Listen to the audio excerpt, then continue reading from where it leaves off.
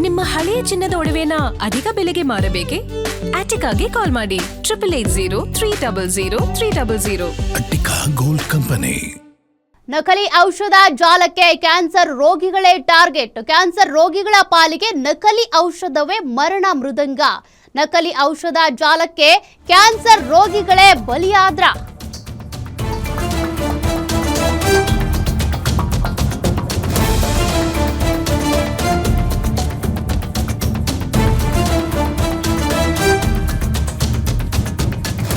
ನಕಲಿ ಔಷಧಗಳ ಬಗ್ಗೆ ಬೆಳಗ್ಗೆಯಿಂದ ನೀವು ಸುದ್ದಿಯನ್ನ ಗಮನಿಸ್ತಾ ಇದ್ದೀರಿ. ಈಗಾಗಲೇ ನಕಲಿ ಔಷಧ ಜಾಲವನ್ನ ಪೊಲೀಸರು ಭೇದಿಸಿದ್ದಾರೆ. ಈ ನಕಲಿ ಔಷಧಗಳನ್ನ ಮಾರ್ತಾ ಇದ್ರಲ್ಲ, ಅವ್ರಿಗೆ ಯಾರು ಟಾರ್ಗೆಟ್?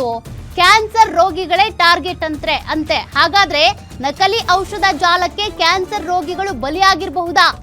ನಕಲಿ ಕ್ಯಾನ್ಸರ್ ಔಷಧದಿಂದ ಸಾಕಷ್ಟು ರೋಗಿಗಳ ಜೀವಕ್ಕೆ ಕುತ್ತು.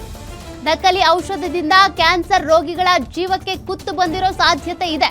ನಕಲಿ ಕ್ಯಾನ್ಸರ್ ಔಷಧ ಸೇವಿಸಿ ಎಷ್ಟು ಮಂದಿ ಬಲಿಯಾಗಿದ್ದಾರೆ? ಹಾಗಾದ್ರೆ ಕ್ಯಾನ್ಸರ್ ರೋಗಿಗಳ ಜೀವದ ಜೊತೆ ಚೆಲ್ಲಾಟ ಆಡಿರುವಂತ ನಕಲಿ ಔಷಧ ಜಾಲ.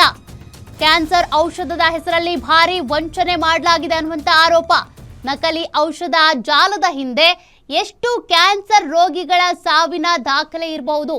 ನಕಲಿ ಕ್ಯಾನ್ಸರ್ ಔಷಧ ಸಾವಿನ ಸರಣಿಯೇ ನಡೆದು ಹೋಗಿದ್ಯಾ?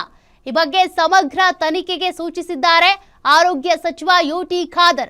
ಕ್ಯಾನ್ಸರ್ ಔಷಧಕ್ಕೆ ಅಂತೇಳಿ ಖರೀದಿಸೋಕೆ ಮುನ್ನ ಎಚ್ಚರ ವಹಿಸಬೇಕು.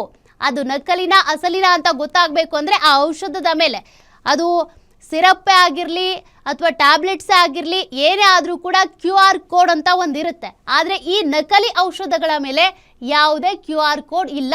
ನಕಲಿ ಔಷಧ ಪತ್ತೆಗೆ ಜನರಿಗೆ ಆರೋಗ್ಯ ಇಲಾಖೆ ಮಾರ್ಗಸೂಚಿಯನ್ನು ಕೊಟ್ಟಿದೆ.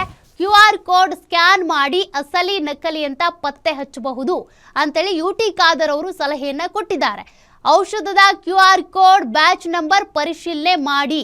ನಕಲಿ ಔಷಧದಿಂದ ರಕ್ಷಿಸಿಕೊಳ್ಳೋದಕ್ಕೆ ಜನರಿಗೆ ಆರೋಗ್ಯ ಇಲಾಖೆ ಮಾರ್ಗಸೂಚಿಯನ್ನು ಕೊಟ್ಟಿದೆ. ಈಗಾಗಲೇ ಮೆಡಿಕಲ್ಗಳಲ್ಲಿ, ಆಸ್ಪತ್ರೆಗಳಲ್ಲಿ ಈ ಔಷಧ ಪೂರೈಕೆ ಆಗಿದ್ರೆ ಸೀಸ್ ಮಾಡ್ತಾರೆ, ಪರಿಶೀಲನೆ ಮಾಡ್ತಾರೆ.